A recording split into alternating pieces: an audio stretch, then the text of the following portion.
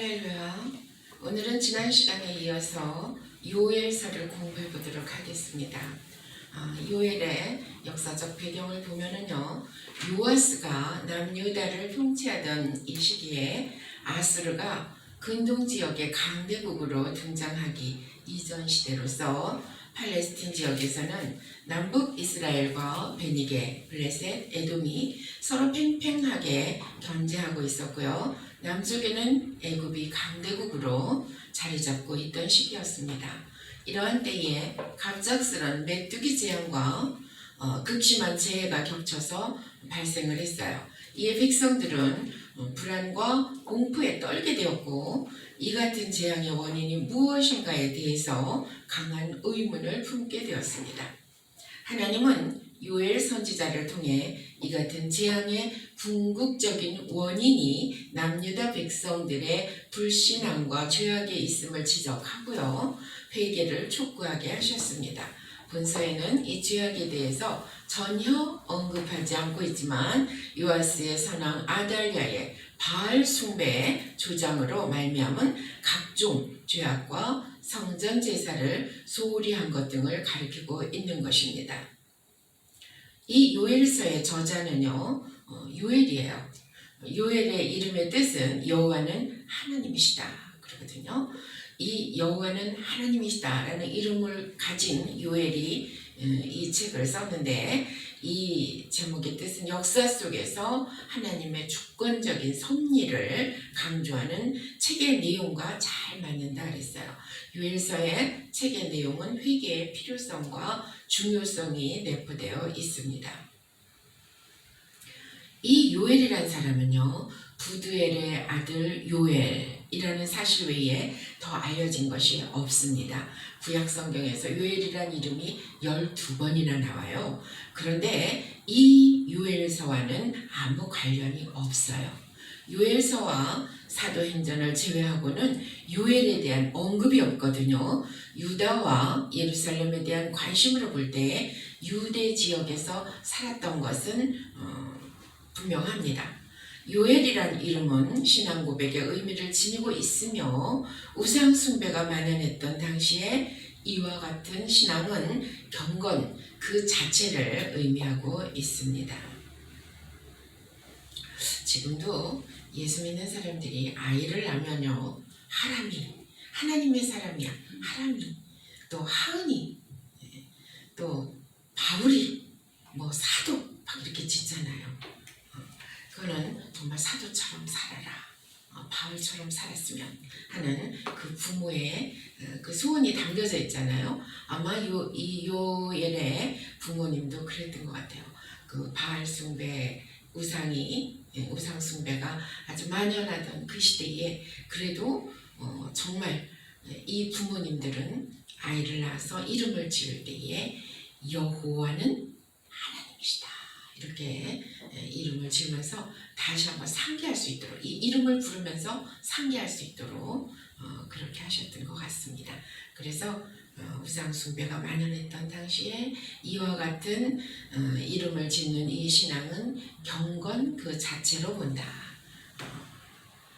자, 연대는 요아스가 왕으로 있던 BC 835년에서 796년에 기록된 것으로 추정되고 있고요. 그리고 이스라엘 땅에 임한, 기록 목적이 이스라엘 땅에 임한 메뚜기 재앙과 가뭄을 통해서 백성들의 죄악을 지적하고 선민에게 따르는 책임을 강조하기 위한 것입니다. 이 메뚜기 재앙, 이 가뭄, 이런 것들이 어디로부터 왔는가 여기서 한번 보겠습니다. 요엘서 1장 2절 보면은요,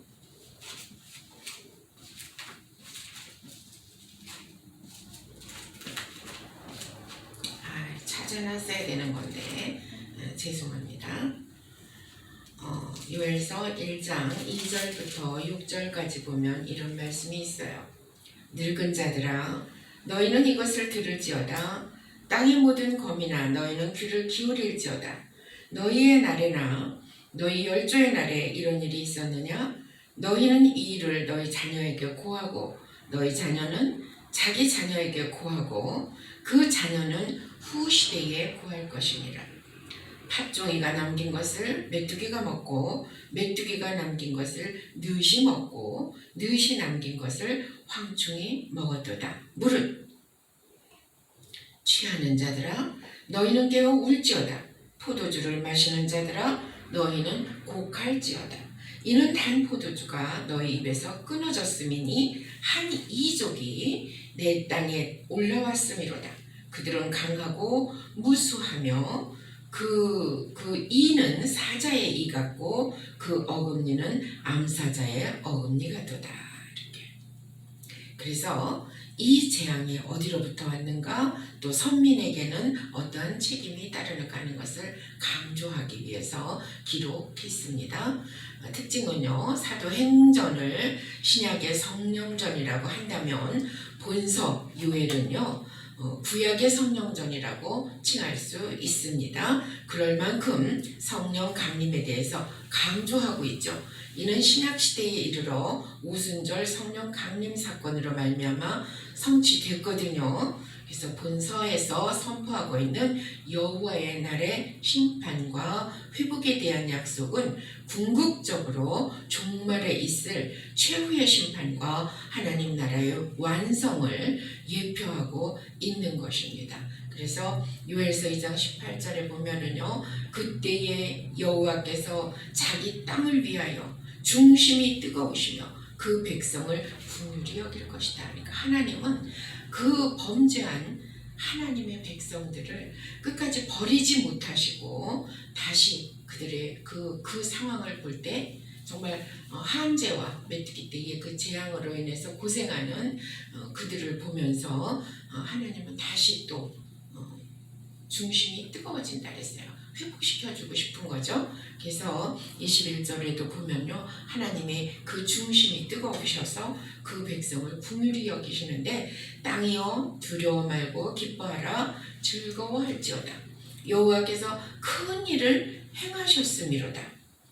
그랬죠. 그러니까 여기에 보면은 특징이 뭐라 그랬어요? 성령 강림에 대해서 강조한다 그랬잖아요. 그러니까 보면은 이런 말씀이 있어요. 2장 28절로 29절에 보면 그 후에 내가 내 영을 만민에게 부어주리니 너희 자녀들이 장래일을 말할 것이며 너희 늙은이는 꿈을 꾸며 너희 젊은이는 이상을 볼 것이며 그때에 내가 또 내 영을 남종과 여종에게 부어줄 것이며. 하나님이 중심이 뜨거우셔서 그들을 회복시키시고 그리고 성령으로 충만케 하신다. 그래서 32절에 보면 그렇죠. 그 최후의 심판과 하나님 나라의 완성을 예표하고 있는 이 요엘서에서 중요한 말씀입니다. 32절, 2장 32절에 보면 누구든지 여호와의 이름을 부르는 자는 구원을 얻으리니. 어디예요? 요한복음 3장 16절이죠. 누구든지 여호와의 이름을 부르는 자는 구원을 얻으리니 이는 나 여호와의 말대로 시온산과 예루살렘에서 피할 자가 있을 것이요 남은 자 중에 나 여호와의 부름을 받은 자가 있을 것임이니라. 이렇게 말씀하고 있습니다. 자, 요엘서를 보면은요 1장 1절로 3장 21절까지의 본문을 갖고 있거든요. 주제는 그때와 그 날입니다. 그때와 그날 여호와의 날에 대한 심각성을 지닌 메뚜기 떼로 인해 그 재앙을 이스라엘 백성들에게 상기시키면서 회개를 촉구했다. 그 후와 그 때가 되면 내 신을, 성령입니다. 성신, 남종과 여종들에게 부어서 심판해서 구원해 줄 것이다. 자, 1장 1절로 20절까지 보면 메뚜기 떼를 주제로 메뚜기 떼와 가뭄 재앙은 하나님의 심판이었다 라는 말씀을 하거든요. 요엘 선지자는요 이스라엘에 임한 메뚜기 재앙과 가뭄을 통해서 이미 임했던 여호와의 재앙이 있었다. 이 사건이 역사적인 것인가 아닌가에 대해서는 여러 학설이 있으나 본서 전체의 흐름상 역사적인 사건으로 보는 것이 타당하다. 이 두 사건은 불순종한 이스라엘을 향한 하나님의 징계의 경고였다. 요엘의 이름이 뭐라 그랬어요? 여호와는 하나님이시다. 요엘서에 보면 늙은이들, 이렇게 늙은 자들이라는 말이 나오는데 이것은 그냥 이렇게 한 얘기가 아니라 유다 사회의 지도자들을 말하고 있습니다. 그래서 장로들을 가리키는 말이죠. 누구라고요? 공동체의 지도자들을 말하는 겁니다. 우리 세상에서도 검사나 뭐 이런 또 판사나 이런 분들 이렇게 젊더라도 그 어떤 위에 우두머리나 또 이렇게 지도자들에게 뭐라 그래요? 영감님 그러더라고요. 영감님. 그런 것처럼 여기서 말하는 늙은이들에게 이렇게 말하는 것이 그냥 하대하는 것이 아니라 지도자들이라고 말하고 있죠. 그리고 메뚜기에 대한 세 가지 해석 방법이 나오는데 이스라엘의 적군을 상징하기도 하고요. 풍요적인 해석입니다.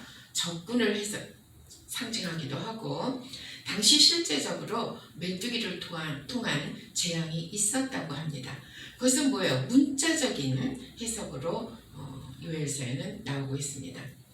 이 메뚜기의 재앙에 대해서 또한 세 번째 중요한 것은 실제 사건인 동시에 미래에 있을 전쟁으로 인한 피해를 상징하는 계시적 해석을 하고 있는 것입니다. 그래서 메뚜기 때의 재앙이 임하는 것처럼 여호와의 날이 임할 것이다. 그러니까 요엘이 메뚜기 때의 위용과 호전적인 모습을 임박한 침입군과 유사하게 묘사하고 있거든요. 그 위용과 조직적인 행동, 그들로 인해서 초래될 엄청난 결과 등을 이중묘사법을 통해서 서술한 거예요. 이는 1차적으로는 메뚜기 떼가 이스라엘 국토를 황폐케 함을 표현하지만 2차적으로는 이방 민족의 침략으로 인한 이스라엘의 멸망과 그리고 그 이후에 궁극적으로는 하나님의 최후 심판날을 묘사하는 복합적인 예언이기도 합니다. 그래서 요엘서 2장 12절로 2장 27절까지 보면은요, 모여서 금식하라 이러거든요. 회개하고 하나님께 돌아오면 회복시켜 주신다. 요엘 선지자는 남유다 백성에게 금식과 통회를 그리고 제사장들에게는 이스라엘의 회복에 대해서 기도할 것을 촉구하고 있죠. 그리고 선지자 권유에 따라서 회개한 자에게는 물질적인 번영과 대적으로부터의 구원이라는 현세적인 축복을 약속하고 있습니다. 근데 회개 대상이 누구 한 사람이 아니라 첫째는 제사장과 장로들, 또한 땅의 모든 거민, 어쩌면 어린아이까지 다 회개해야 된다 하고 말하고 있고요. 그 회개의 방법은요, 첫 번째는 마음으로 슬피 울며 가슴을 찢으며 회개해야 된다. 그리고 그 방법 중에 또 하나는 성회를 열어서 성회를 열어야 된다. 나팔을 불어서 모이게 하라 이렇게 하고 있습니다. 그런데 금식하며 회개해라. 금식을 한다는 것은 생명을 내어놓고 내 생명을 하나님께 바치며 회개합니다 하는 것이 바로 금식 기도입니다.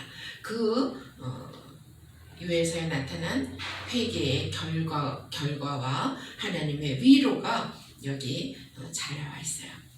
근데 하나님은 어떻게 하셨죠? 그 기도를, 그 회개를 기뻐하셨습니다. 그 기도를 받으신 거예요. 기뻐하셨어요. 기쁨으로 받으시고 뜻을 돌이키셨습니다. 그래서 그 뜻을 돌이키신다는 거, 하나님은 공의 때문에 어떠한 제약을 묵과할 수는 없어요. 묵과할 수는 없지만 그들이 회개하고 돌아와서 부르짖어 기도하고 정말 하나님 앞에 전심으로 하나님께 자기 생명을 바치면서까지 금식하며 기도할 때 하나님은요, 그 공의 때문에 난 어쩔 수 없어가 아니라 그 공의 때문에 그들에게 어떤 징벌을 내리시기도 하지만 그러나 그들이 회개하고 왔을 때 이미 하나님은 마음의 준비가 된 거예요. 어떤 마음의 준비? 재앙의 그 뜻을 돌이키시고 싶어 하시는 하나님의 마음이 가득하기 때문에 중심의 마음이 뜨거워져서 그들을 받으시고 그리고 회복시키시며 그리고 복을 내리시는 겁니다. 그렇기 때문에 기도가 정말 중요하죠. 더군다나 중보기도가 중요합니다. 모세가 백성들의 죄를 대신해서 그들 앞에 막아서고 주여 뜻을 돌이켜 주옵소서 하고 중보했을 때 하나님의 뜻을 돌이켜 주셨어요. 또한 예수 그리스도의 대속의 그 은총을 통해서 하나님은 죽을 수밖에 없는 이 죄인들을 뜻을 돌이키사 다시 살리셨습니다. 믿는 자에게 새 생명을 부어주실 것입니다.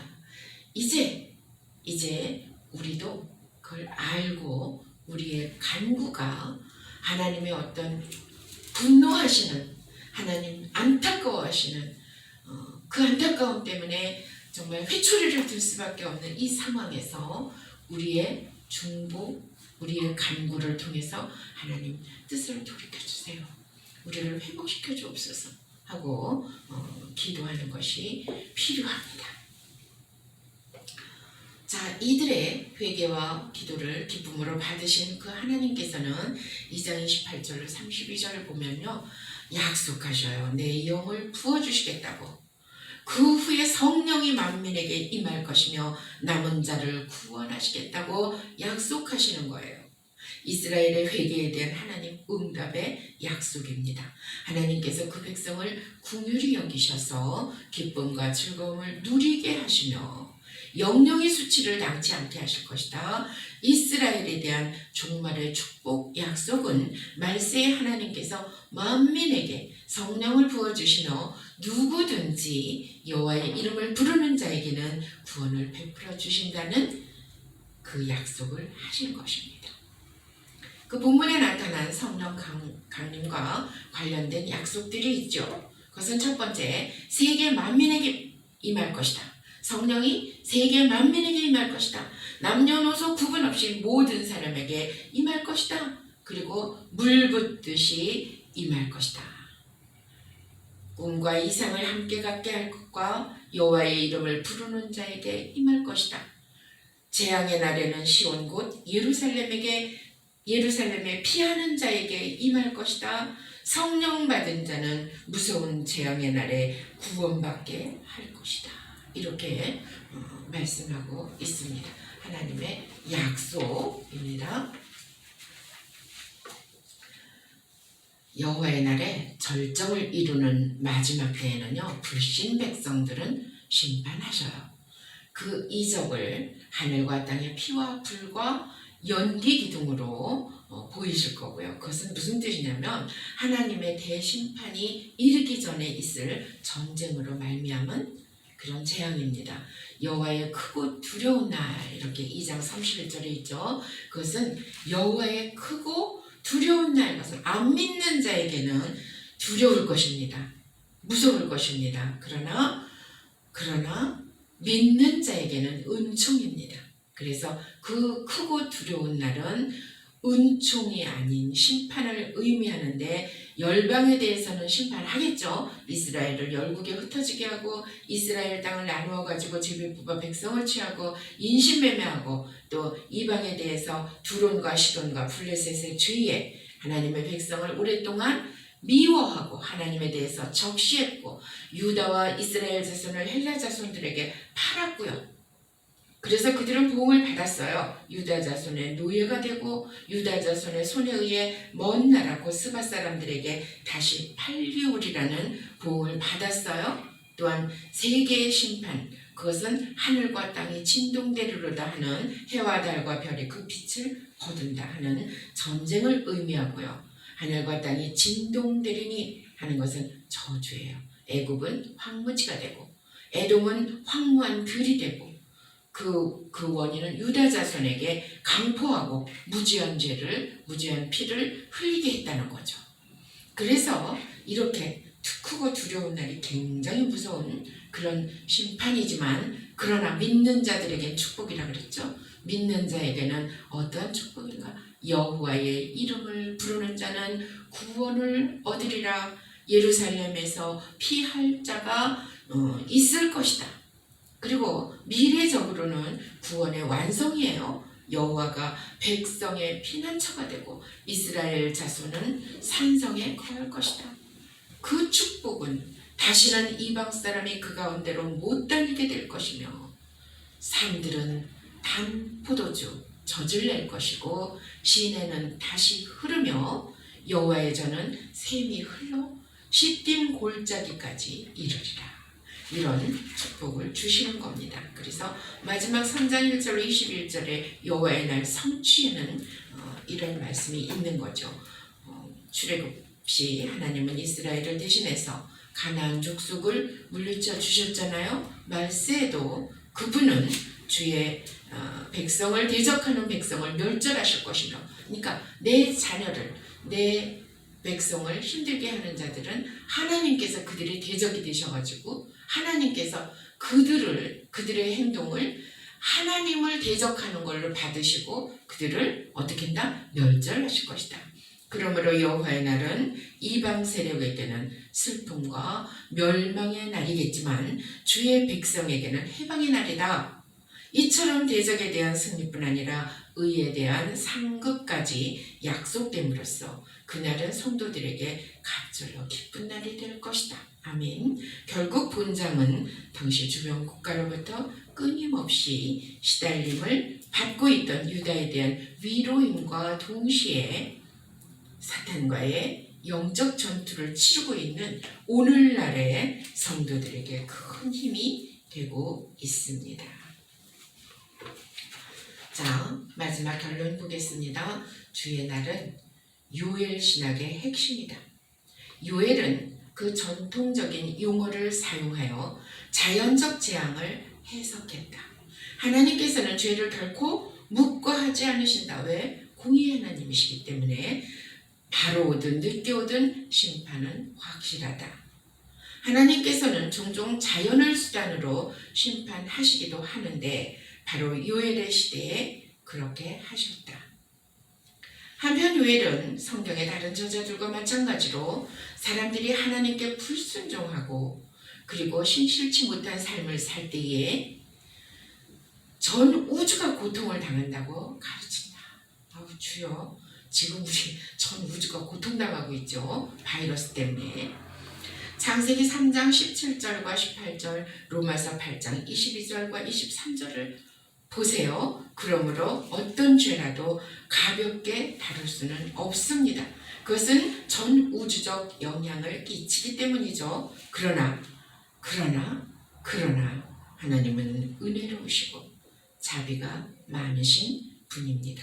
그래서 하나님은 죄인들을 악한 길에서 돌이키기에 열심을 내시죠. 그리고 죄인들이 중심으로 회개할 때 언제든지 용서하실 준비를 하고 계십니다.